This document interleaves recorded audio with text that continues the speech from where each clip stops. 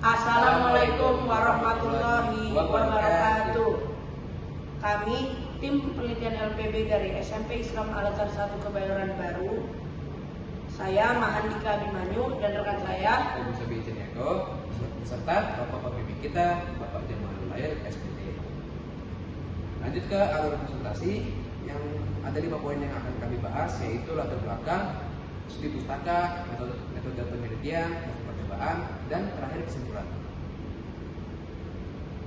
Kami mulai dari latar belakang, yaitu ada 3 aspek utama. Yang pertama adalah aspek ekonomi. Ekonomi karena tanaman ini memiliki potensi ekonomi, karena ini bisa diolah untuk berbagai makanan seperti bubur kacang hijau maupun tepungan kue. Lanjut juga ke aspek ekonomi kedua, yaitu kacang hijau merupakan komoditas tanaman pangan Indonesia dengan nilai ekspor tertinggi. Ini juga bisa dibuktikan dengan data yang sudah kami tampilkan sini dari Badan Pusat Statistik. Lanjut ke efisiensi. Dalam menanam sesuatu dalam konteks ini, akomodasi pangan sangatlah diperlukan efisiensi, karena untuk memproduksi barang tersebut harus banyak dan efisien. Kalau tidak efisien, maka produk yang ada di pasar akan menjadi kurang juga. Lanjut ke sumber makanan.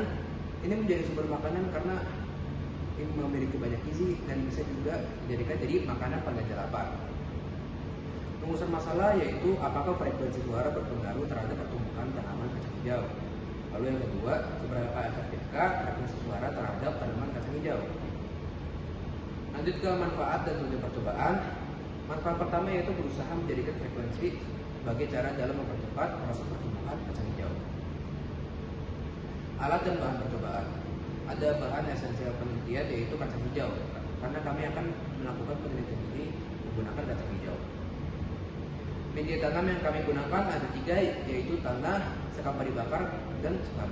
Yang pertama kami bahas adalah tanah, karena tanah adalah salah satu tanaman inti yang akan dibutuhkan oleh semua tumbuhan dalam rangka mendukung pertumbuhannya.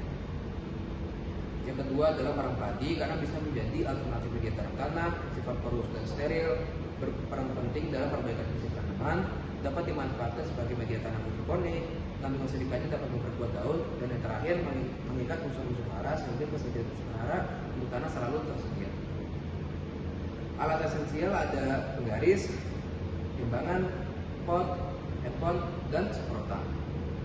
Langkah-langkah untuk langkah yang pertama adalah memastikan bahwa bibit yang dipilih adalah bibit unggul dengan cara pengecekan warna dan pengecekan ukuran. Yang kedua adalah melakukan perendaman terhadap bibit kacang hijau dalam rangka memulai proses imbibisi. Langkah ketiga adalah menyiapkan media tanaman dengan urutan sebagai berikut, yaitu yang pertama sekam, yang kedua sekam sudah dibakar, dan yang terakhir adalah tanah. Langkah keempat adalah pemberian air secara rutin di pagi, siang, dan malam hari. Yang kelima adalah pemberian paparan frekuensi secara rutin yang dilakukan selama 1 jam dan dilakukan sekali sehari. Hasil percobaan kuantitatif dan kualitatif. Untuk kualitatif, kami menggunakan sampel pertama tanpa frekuensi, yaitu di sini, dengan panjang batang 19,3 cm, panjang daun 3 cm, dan lebar daun 1 cm. Kami bandingkan dengan sampel kelima, yaitu menggunakan 8000 Hz dengan panjang batang 25 cm dan panjang daun 5 cm dengan lebar daun 2 cm. Lalu lanjut lagi dibandingkan dengan sampel terakhir yaitu sampel 6 menggunakan frekuensi 10.000 Hz, panjang batang 20 cm, panjang daun 3 cm, dan lebar daun 2 cm. Lanjut ke hasil percobaan kualitatif. Seperti yang dilihat tadi, ini sampel pertama tanpa frekuensi. Lalu ini sampel kelima 8.000 Hz, yaitu sudah tumbuh tinggi ya, karena frekuensi. Dan justru sampel ke-6 yang kami berikan 10.000 Hz justru menurun pertumbuhannya. Untuk kesimpulan, sampel pertama peneliti mendapatkan bahwa memanglah berpengaruh frekuensi suara terhadap pertumbuhan tanaman dari segi panjang batang, panjang daun, dan lebar daun. Kesimpulan kedua, peneliti mendapatkan bahwa terdapat penambahan 33% pada tumbuhan. Dan kesimpulan ketiga, peneliti mendapatkan hasil bahwa terjadi peningkatan yang sangat besar pada frekuensi 8.000 Hz, tapi pada frekuensi 10.000 Hz justru itu akan menurun.